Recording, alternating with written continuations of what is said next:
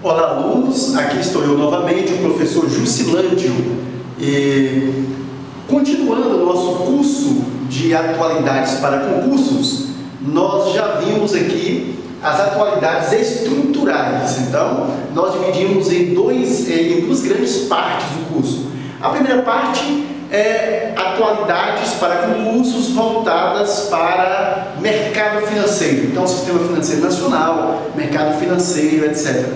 A segunda parte do curso é voltada para atualidades geopolíticas. Não é todo concurso que cobra, mas é todo concurso, a maioria dos concursos cobra redação. Então, você estudando atualidades, você está também praticando, você está buscando formas de argumentação para a redação. Isso é muito bom, tá? Quem bem souber, estude atualidades mesmo se o seu edital não cobra atualidades. Se o seu edital cobra redação, estude atualidades. Ok, então dentro da primeira parte do curso, que é atualidades do mercado financeiro, sistema bancário, sistema financeiro, nós estudamos atualidades estruturais e agora passamos a estudar atualidades conjunturais. Vamos ver as atualizações conjunturais. E o que são essas atualizações conjunturais? Elas são as atualizações, digamos assim, temporárias, de certa forma temporárias. Mas isso não quer dizer, como a gente vai ver aqui, que esta aula, que está sendo gravada no final de março de 2013, isso não quer dizer que esta aula ela não vai servir dentro de mais alguns anos. Ela servirá sim, basta que você veja os dados atualizados. Vamos mostrar aqui, por exemplo, taxa Selic. Você vai ao site do Banco Central e vê, daqui a 1 ano e meio, 2 anos, as novas taxas, a taxa Selic ou a meta Selic dos últimos meses. E aí você vai aplicar o conhecimento adquirido aqui, ok? Então a aula pode valer por muito tempo, basta que você altere apenas os dados, tá? Porque a nossa interpretação, da atualidade, a interpretação conjuntural, a interpretação da notícia, a estrutura dela vai ser sempre a mesma. O que vai diferenciar é a notícia. Então esta aula, embora esteja sendo gravada agora em março de 2013, ela vai servir por muito tempo, tá? Em geral, digo assim, a técnica de interpretação das atualizações conjunturais, ela só altera quando há uma alteração na atualidade estrutural. Então, quando há uma atualização brusca, grande, na estrutura do sistema financeiro nacional ou na estrutura do sistema bancário, através de leis, normas do CMN, do Conselho Monetário Nacional, etc., aí sim, poderá haver uma necessidade de alteração também na forma de interpretação dos dados conjunturais. Em não havendo uma alteração brusca, grande, enorme,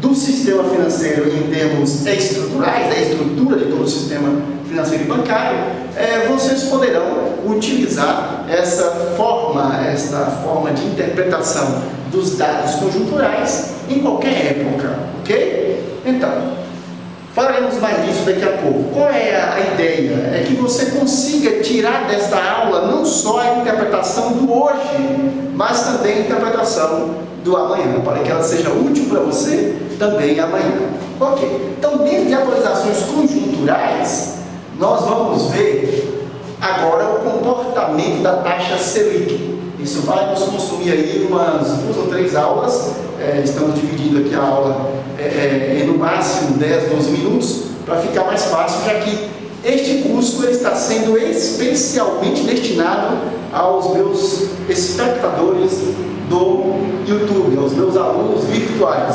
São muitos e-mails que eu recebo, e-mails de agradecimento. Como eu disse antes, muitos deles eu não posso responder devido ao tempo, mas trago todos no coração, tá? E há muitos e-mails também com questões para eu resolver. Infelizmente, por razões contratuais, eu não posso responder a questões por e-mail, tá? razões contratuais. Mas leio todos os e-mails, leio todas as mensagens e assim por diante. Ok, comportamento da taxa Selic. Observe que eu coloquei taxa entre aspas. Bom, para começar, eu quero dizer a vocês que se você, caro amigo, ainda não viu as minhas aulas ou aulas de um outro professor, algum curso de conhecimentos bancários, pode ser que você não é economista, não é um profissional da área, pode ser que você vá ter alguma dificuldade nestas aulas de atualizações, tá? Então é importante que você tenha estudado conhecimentos bancários antes de estudar atualidades. Então, para entender atualidades, esta parte de atualidades voltada para o sistema financeiro, é interessante que você conheça o sistema financeiro, tá? Porque eu não tem como repetir tudo aqui. Então, veja se houver alguma dificuldade, reveja algumas aulas, tem muitas aqui no YouTube, algumas aulas gratuitas voltadas para o sistema financeiro nacional, para conhecimentos bancários.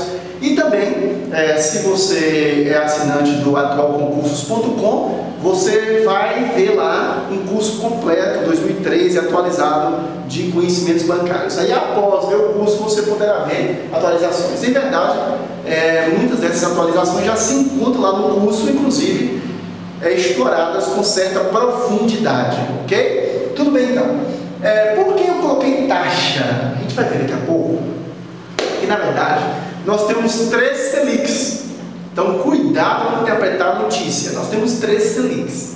Em geral, o que você verá nos jornais, até mesmo na imprensa especializada, você costumará ver o Copom acaba de aumentar, de elevar a taxa Selic. Na verdade, o Copom não elevou a taxa Selic. Não tem como diretamente o Copom elevar a taxa Selic. O que o Copom eleva, na verdade, ou baixa, ou mantém como está, estabiliza, é a meta para a taxa Selic, ou como o Banco Central chama em seu site, a meta da taxa Selic. Então, o Copom, ele se reúne para discutir uma meta para a taxa Selic. A gente vai ter como meta a taxa Selic para X.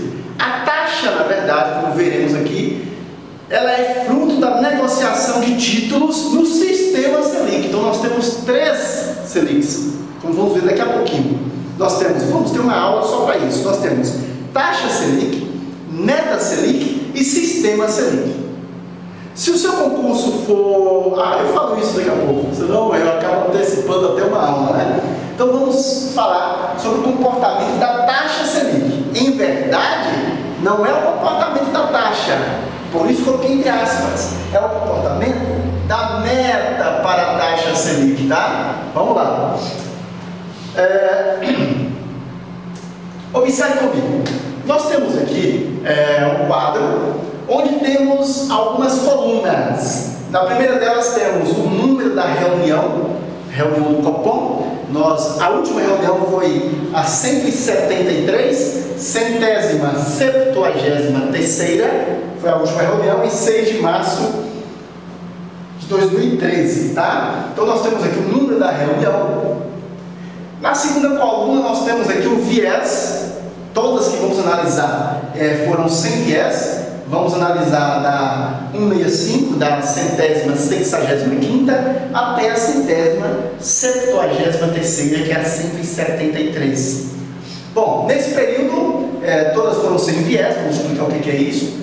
As datas, temos aqui o período de vigência de cada meta, de cada taxa, entre aspas, né? O período de vigência. E temos a meta que foi decidida, que passaremos a analisar agora. Bom, então, só para você se situar, principalmente se você é teimoso e não assistiu ainda nossas aulas de Sistema Financeiro Nacional, como eu disse, você vai entender melhor este curso de atualidades, essa primeira parte do curso de atualidades. Se você tiver visto a aula ou tiver estudado apostilas, livros de conhecimento bancário, você tem que entender o sistema financeiro para melhor entender esta primeira parte das aulas de atualidades, tá? Por favor. Ok. Bem, mas a gente não deixa de falar alguma coisinha, né? O que é o Copom? O Copom, como vimos em aulas anteriores, inclusive ele é um comitê que se reúne para decidir, para tomar decisões seríssimas sobre nossa política monetária, né? Em específico, o Copom decide qual é a meta, qual é a próxima meta, a próxima meta para a taxa de juros básicos da economia, para a Selic, tá? Para a Selic, ok. Então este Copom, esse comitê, este grupo de autoridades se reúne para tomar essas decisões, tá? Nós temos aqui as últimas decisões tomadas, as últimas 3, 6, as últimas 9 decisões tomadas. Desde 7 de março de 2012, ok? Na 65ª reunião, até 6 de março de 2013 agora. A 173ª reunião, ok. Então o Copom, ele se reúne, ele discute a política monetária, como está a situação, ele percebe principalmente quais são as possíveis, as potenciais ameaças para a inflação, ok? Como nós vimos nas aulas de conhecimentos bancários e de sistema financeiro nacional, a gente viu que a inflação, ela é um monstro do qual o governo procura estar bem distante dele, tá? E a gente viu também que, em verdade, a gente precisa de um pouco de inflação.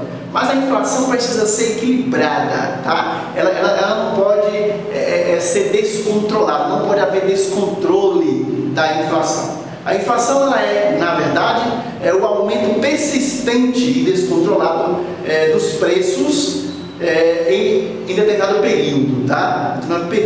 E a inflação, ela faz com que a nossa moeda se desvalorize. Aquilo que você compra agora por R$100, daqui a 30 dias você já não compra mais por R$100, então o seu dinheiro começa a perder valor. Mas a gente não vai para a inflação agora. Tudo que eu quero que você perceba é que a taxa Selic, ou na verdade a meta para a taxa Selic, ela vem em verdade definir, ou pelo menos sugerir, o nível de taxa de juros que o mercado vai trabalhar. Quando há um aumento da taxa Selic, o mercado ele acaba também aumentando suas taxas. Quando há uma redução da taxa Selic, o mercado, por razões que já discutimos em aulas do Sistema Financeiro Nacional, o mercado também ele vai baixar suas taxas, ok? E a taxa de juros, ela pode também se tornar, ela pode ser utilizada como instrumento pelo Banco Central do Brasil para poder controlar o volume de moedas em circulação. A gente já viu isso também.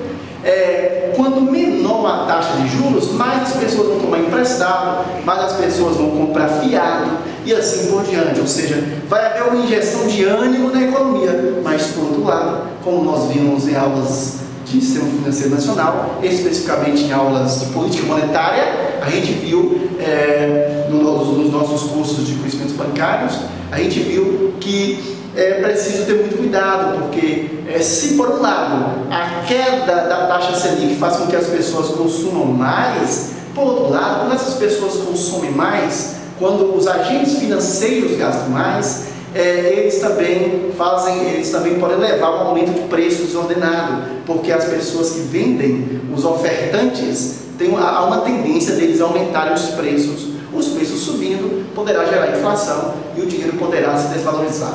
Ok. E o Banco Central, a gente viu em aulas do Sistema Financeiro Nacional que o Banco Central ele é o guardião de nossa moeda. O Banco Central tem a obrigação de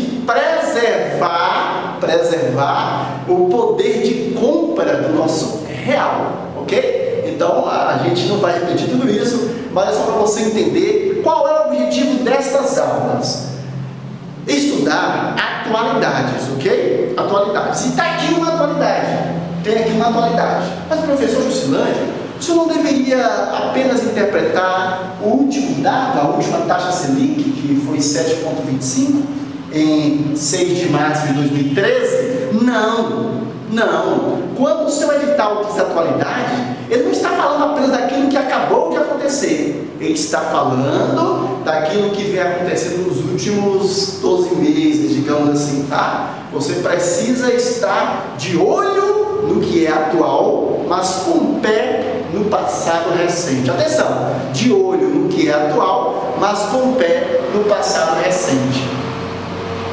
Até porque, para você interpretar um dado conjuntural, por exemplo, algo atual, você precisará conhecer o passado recente. Então vamos interpretar este dado atual em um passado recente em relação ao comportamento da taxa Selic. Para começar, a gente vai entender que se trata da meta e não da taxa. Embora o jornal vai dizer para você o Copom, em 6 de março de 2013, o Copom acabou de manter a taxa Selic em 7,25. Olha, o leigo pensa assim, você não, com as minhas aulas você não será mais leigo. Em verdade, o Copom acaba de estabelecer, de manter em 7,25, já é a quarta reunião que fica em 7,25, né?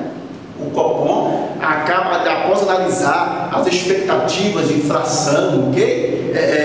O Copom acaba de manter a meta Selic, a meta em 7,25. Daqui a pouco veremos a diferença. Lembrando que a sua prova pode até citar taxa Selic em vez de meta. Cuidado, tá? O Copom, a sua prova, principalmente prova de ensino médio, Banco do Brasil, Caixa Econômica, os bancos em geral, a sua prova, o enunciado da prova pode até citar taxa Selic e se referir à meta. Não tem problema. Isso não invalida a questão. Desde que você perceba que, mesmo falando taxa Selic, ele está se referindo à meta. Você vai perceber como? Sabendo a diferença entre elas. É o que a gente está colocando aqui. E daqui a pouquinho haverá uma aula só sobre isso, tá? Muito bem. O que nos interessa aqui?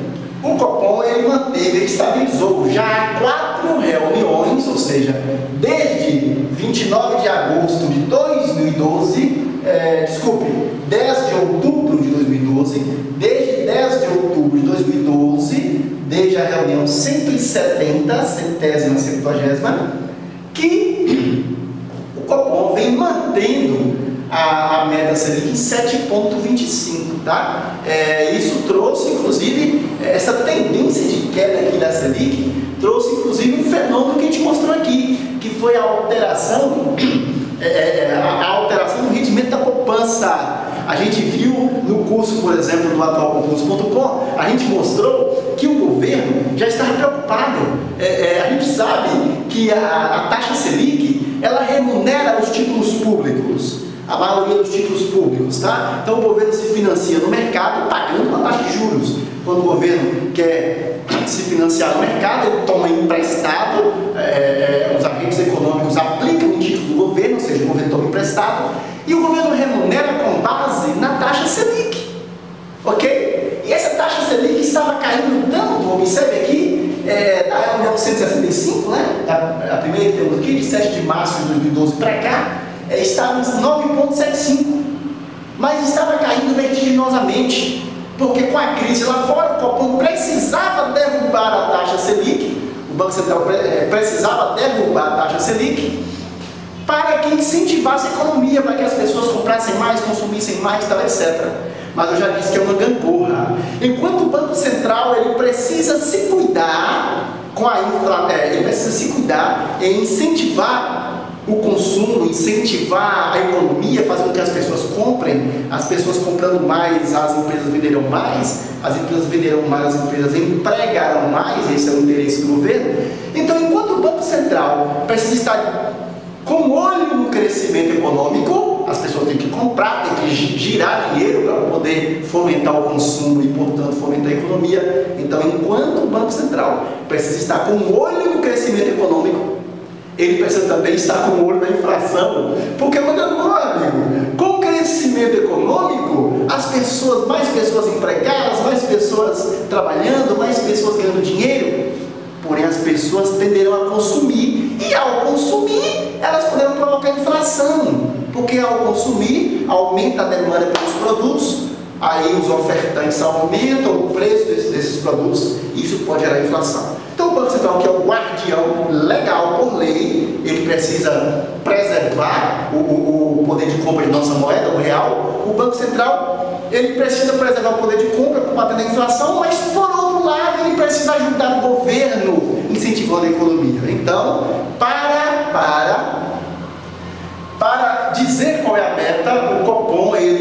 de olho no crescimento econômico, que ele precisa ajudar o país a crescer, mas também de olho na inflação, ele decide qual é a próxima meta. E aí, nas últimas 4 reuniões, o Copom decidiu em manter 7,25, tá?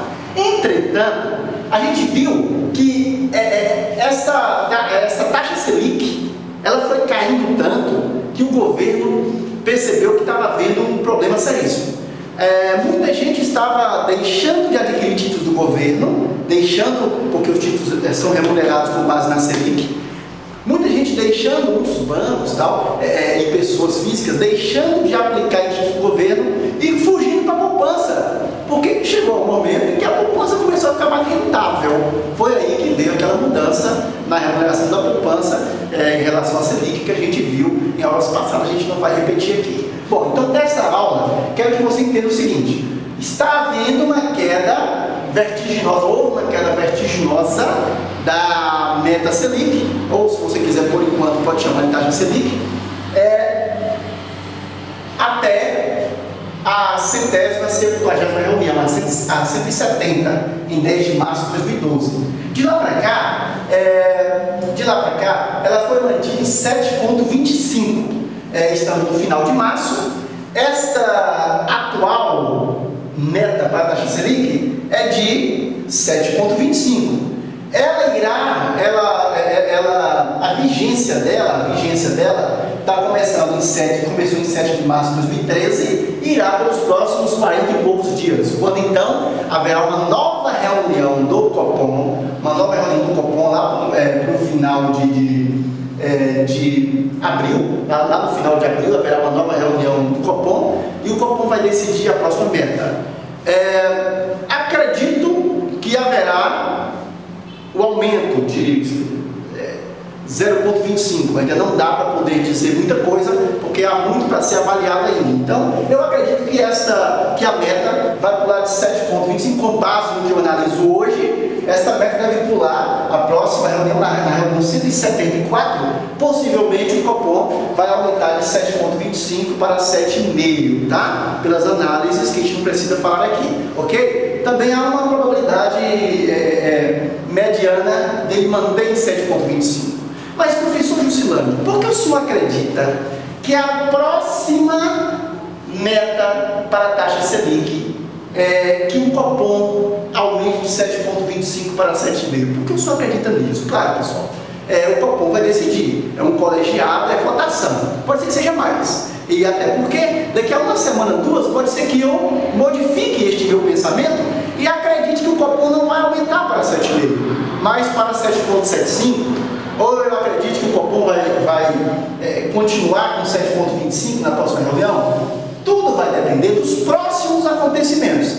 Analisando a dinâmica de mercado desta semana, estamos aqui hoje no dia 20 de março, 19 de março de 2013, então, nesta semana, eu acredito, de olho no mercado, eu acredito que, se fosse hoje o Copom, ele aumentaria para 7,5%. Se continuar assim, por quê? A questão que você deve me perguntar é, por que o senhor acha que o Copom vai elevar a meta para a taxa Selic na próxima reunião?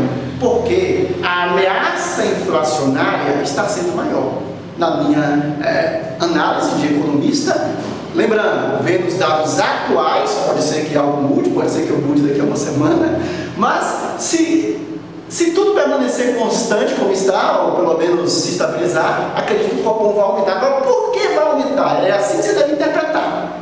Por isso que eu disse no início da aula que, embora essa aula de atualidade esteja sendo gravada em março de 2013, ela pode servir até daqui a 2, 3 anos. Daqui a 3 anos, 2015, até 2016, se não houver uma mudança na estrutura do sistema, você ainda poderá aplicar essa aula aos dados recentes da época. Basta que você vá no site do Banco Central do Brasil, www.bcb.gov.br, e lá você veja, foi de lá que eu tirei essa tabela, você tira os últimos dados na época, daqui 1 ano, 2 anos, 3 anos, quando for o seu concurso, e você interprete com base nesta aula. Então esta aula, ela pode ser útil para você no futuro também, tá? Ok, então eu acredito que o Copom vai aumentar, porque atualmente está tendo uma ameaça inflacionária maior. Por exemplo, o governo acabou de aumentar o preço dos combustíveis. Então a gasolina sofreu aumento. E quando há um aumento no preço dos combustíveis, este aumento puxa o aumento de outros produtos. Tudo bem, o governo também, em contrapartida, lógico, o governo precisa de pouca inflação. Em contrapartida, o governo também acabou de desonerar, falaremos sobre isso em aulas posteriores, o governo acabou de desonerar produtos da cesta básica, ou seja, o governo acabou de retirar, praticamente zerar impostos federais que incidiam sobre produtos da cesta básica. E isso poderá anular, de certa forma, parte do impacto do aumento dos combustíveis em relação à inflação. Ainda assim, eu acredito que ela vai subir razoavelmente e que, portanto, o Copom deve alterar para 7,5% na próxima reunião.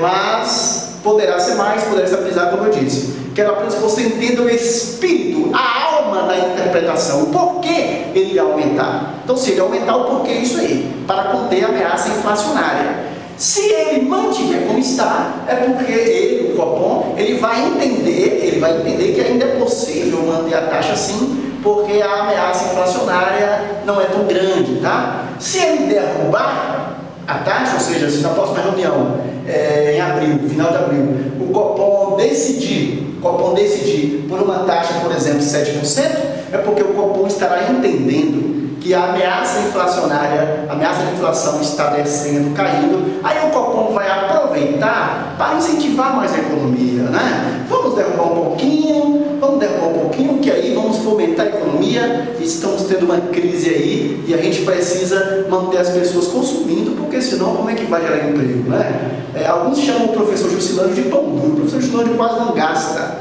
É engraçado, quando você pensa em você mesmo, você precisa economizar, você precisa não comprar, deixar de comprar supérfluo, etc. Você precisa conter as suas despesas. Mas se você pensar coletivamente, é bom que as pessoas gastem, porque isso gera emprego. Então, até a próxima aula.